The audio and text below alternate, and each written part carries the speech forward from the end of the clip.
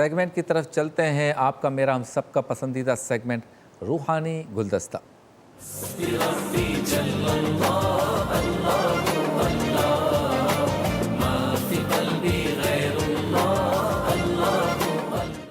روحانی گلدستہ میں ہمارے ساتھ موجود ہوتے ہیں آپ کے ہمارے ہم سب کے پسندیدہ حضرت علامہ مفتی محمد شاہد مدنی صاحب۔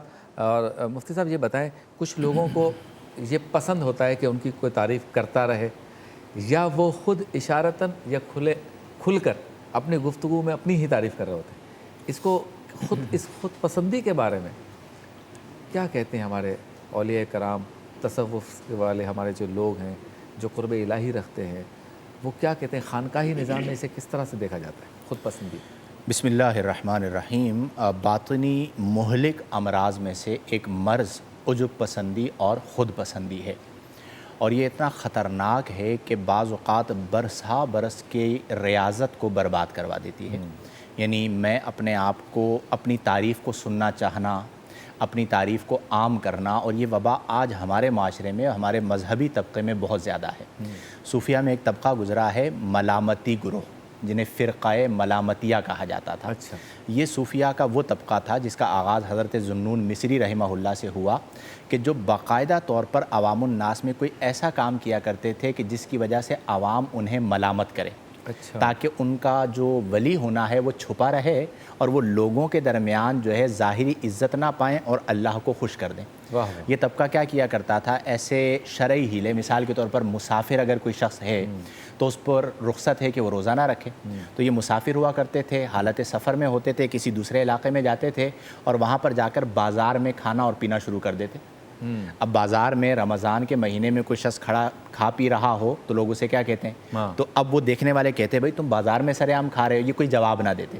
اب شرعی طور پر ان کے لیے رخصت بھی تھی، چونکہ یہ مسافر ہے، کھا پی سکتے ہیں، اور لوگوں نے بھی برا جانا تو لوگوں کی توجہ ہٹا دیا کرتے تھے۔ تو یہ عجب پسندی اور خود پسندی بڑا مہلک مرض ہے۔ میں ایک چھوٹا سا واقعہ ذکر کروں بایزید بستامی رحمہ اللہ کے بارے میں، کہ آپ گزر رہے تھے جنگل سے، تو ایک بڑھیا عورت سر پر آٹا رکھے جا رہی تھی۔ اچھا، تو اس نے آپ کو کہا کہ بھئی یہ آٹا میرے گھر تک پہنچا دو۔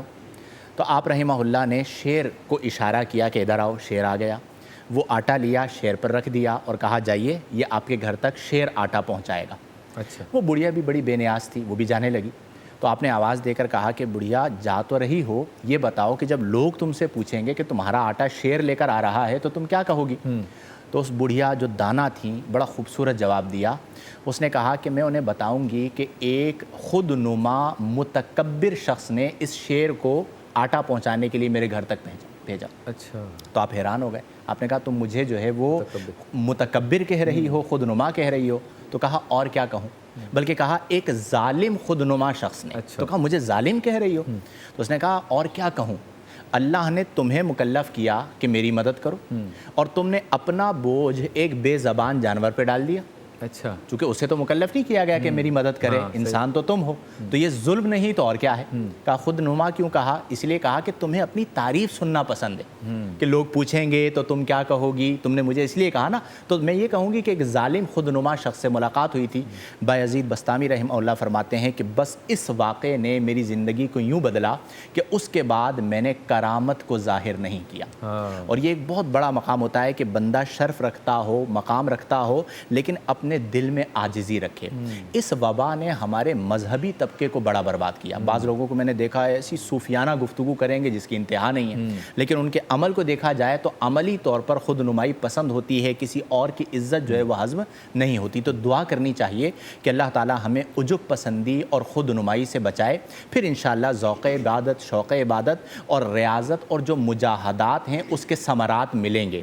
اور اگر خود پسندی اور خود نمائی آپ کی ذات میں موجود ہے تو پھر ریاضات، عبادات جو ہیں وہ کما حقہ آپ کے لیے نافع نہیں ہو سکیں گی۔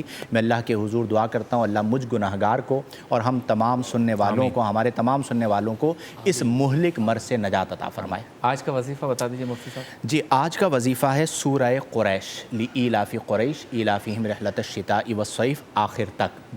یہ سورہ مبارک اگر کوئی شخص شدید بیمار ہو جسے بخار آنا کہا جاتا ہے، اس مرض میں اگر 41 مرتبہ سورہ قریش پڑھ کر پانی پہ دم کر کے اسے پلا دی جائے تو یہ مجرب ہے کہ اس کا بخار چلا جاتا ہے، وہ مائل بس صحت ہو جاتا ہے۔ تو جیسے کوئی مرض لاحق ہو جائے یا کرونا جیسے ابھی چل رہا ہے، تو اس مرض میں بھی جو مریض ہیں انہیں سورہ قریش 41 مرتبہ روزانہ پانی پہ دم کر کے پلائیں تو انشاءاللہ الجلیل اس کی برکت سے اللہ تبارک و تعالی صحت عطا فرمائے گا۔ سبحان اللہ۔ کراچی اور اس کے مضافات میں انتہائی سحر کا وقت ہو گیا ہے، چلتے ہیں اذان فجر کی جانب۔ آپ سے ملاقات ہوگی اذان فجر یہاں سے لائیو دی جائے گی اور اس کے بعد انشاءاللہ محفل جاری رہے گی۔